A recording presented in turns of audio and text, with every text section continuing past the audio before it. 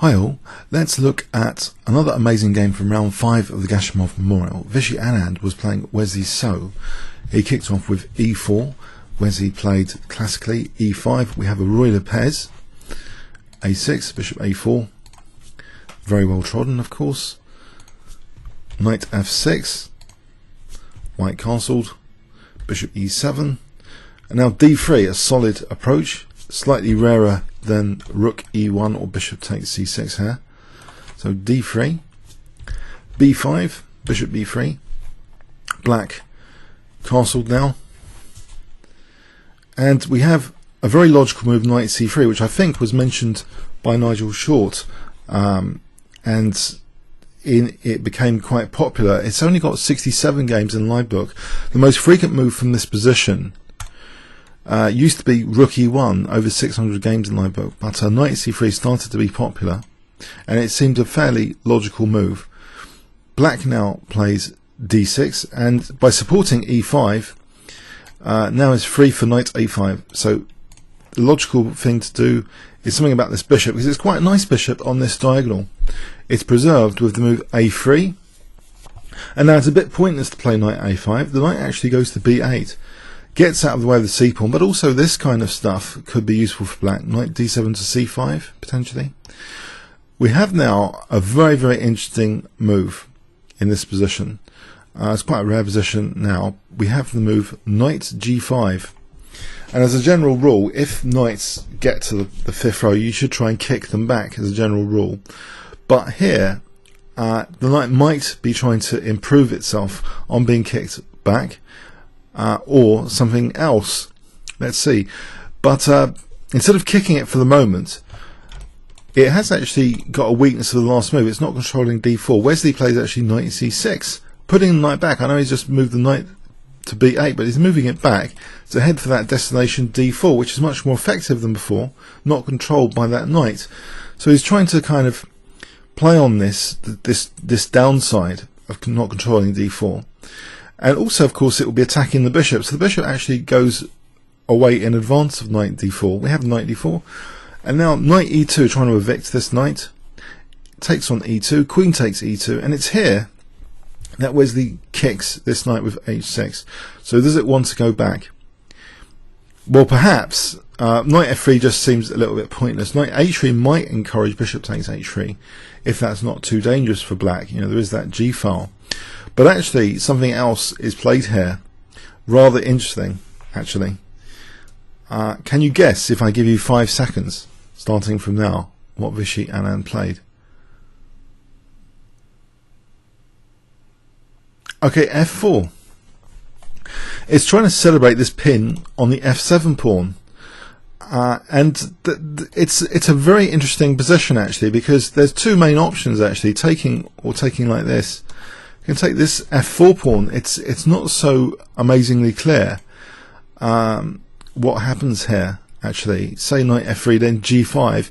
It looks a little bit like a kind of king's gambit style attack on the f file. You know, maybe a move like g3 is useful here. It looks like a speculative pawn sacrifice for long-term pressure on the king's side.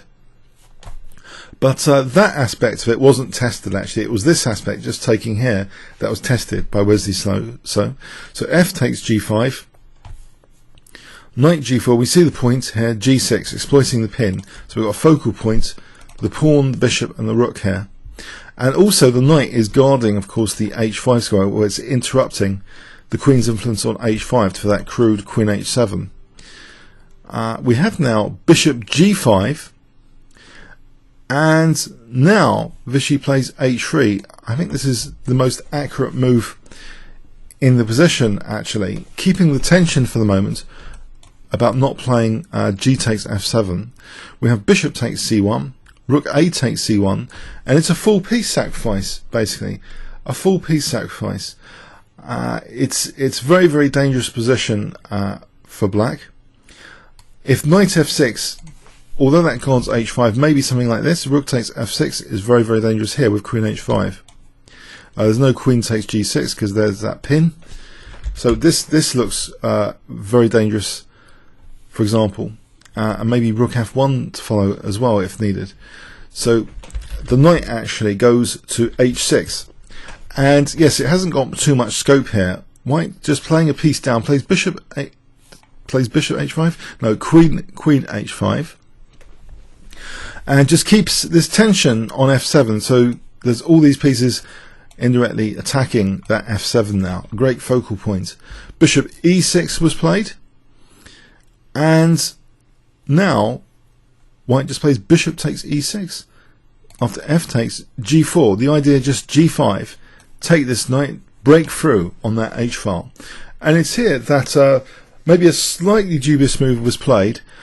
Well, it was mentioned by Vishy Anand actually, this might be a slight mistake. c6 was played here. It seems quite logical, but there might be an alternative, a slight improvement in rook f4, with the idea of queen f8, follow up with queen f8. This is a kind of weakness in white's position. For example, g5, queen f8 not only protects f4 a bit more, it's also defending that h6 pawn indirectly. So this would have been a very interesting alternative as well. But white has that protected passed pawn here. It's an interesting position to look at for future research on this game. But in the game c6, and now we have rook takes f8, queen takes, rook f1 gaining a tempo, queen e7, g5, and of course, yeah, there's no queen f8 now, there's no defending h6 so easily. Black plays rook f8 though, and here white isn't obliged to take on f8, which would indirectly, of course, defend h6. White just takes on h6 here, rook takes f1, king takes f1, but now, yes, here there's a check in any case. King e2, g takes h6. So is that holding? Well, it's still dangerous. This is a protected passed pawn in black's position. White's plan now is to free the queen from protecting it, to get it protected by the h pawn, and then try and break through basically. Black, by contrast, hasn't got any protected passed pawn like that. It's quite dangerously near the opponent's king as well. So we see this move queen g4, which keeps an eye on e6, so with tempo, forcing black to defend. And now h4. Black really can't easily do anything about this h5 to protect that passed pawn. Black tries some activity in the centre, d5, and then we have h5. And now the pawns get fixed with d4. Interestingly, look at these two pawns. White's next move seems very strong positionally, just in principle. Can you guess in relation to these two pawns? If I give you 5 seconds. Okay, b4 just fixes both pawns, so black's getting a bit tied down. The queen can't move without losing e6. The king can't really go over here without something like g7 maybe at the right time. So it's pretty dangerous. Black waits a little bit, well, blocks the pawn, king g7, queen f3, not minding the king and pawn ending. Black should avoid this, because this could be easily winning, this king and pawn ending. It's interesting here because white has this break later. If taking, for example, black is not doing anything with these pawns, and white just gets the king over here and plays c3, and takes here, and it's pretty dangerous. I'm pretty sure this is a losing king and pawn ending. Let's just have a quick look. So c3, and say taking like this, d4, and yeah, taking will be losing like this.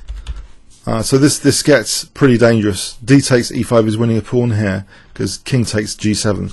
So that kind of thing is losing, where white's just arranging slowly c3, that king and pawn ending. So it has to be avoided. Queen e7. Now we have king d1, king g8, queen f2. Waiting around to see what black's doing. The king's off the dark squares, otherwise that might have been an interesting check. Perhaps king g7, and it's here we see this c3 break now, so the king walking on the light squares, so undermining black's pawns. D takes, king c2, avoiding any checks, so broken through here actually. Queen c7, and actually instead of taking on c3, we have queen c5, keeping pressure on e5. King g8. Queen actually goes back, probing black, looking at h6. a5 is played. Very, very interesting. What's going on here? Why is Wesley So offering this pawn? So tactically it seems Wesley's up to something here, quite resourcefully up to something. But this pawn isn't actually taken. Instead, a more significant pawn perhaps is used. On taking there, maybe something like a takes and queen a7 is okay for black. Maybe there's some play. So basically here we have, instead of taking on h6, we have the move queen h3, looking at e6, and black just plays a takes here, allowing e6 to drop, and now a takes, and we have this move queen a7, so looking at that diagonal. King takes c3, not minding the check on d4 or this check, but they seem as though they could be short-lived. Queen a3 check, queen a4, queen b3 protecting the king, queen a7, and now the queen is actually tied to f7 here with that pawn. So d4, which means queen takes d4, queen f7 is checkmate. And here Wesley So resigned actually. He's getting pretty tied down. On e takes d4, something like king d3, it's hard to see what black's doing here. He's going to be losing this king and pawn ending. If there's a king and pawn ending transition, he has to wait around, and maybe white can even take on d4, or maybe even queen f7 is winning here. Let's have a quick look. So like this position looks very favourable for white. Looks like a winning king and pawn ending. So a very, very interesting game. So d4, black resigning there. Very interesting piece sacrifice from Vishy Anand. Long-term pressure. He installed a protected passed pawn, and then gradually broke up the position with c3. And yeah, there's some interesting complexities, but black was essentially tied down for much of the game. Wesley So gave great credit to Anand for simply outplaying him in this particular game. So, but yeah, Wesley still got a 2900 performance in this tournament, so still doing very, very well. And congratulations to Vishy Anand. It's a beautiful game, really a beautiful concept. The temporary piece sacrifice to get a positional advantage there, which was worked with to eventually win this game. Comments or questions on YouTube. Thanks very much.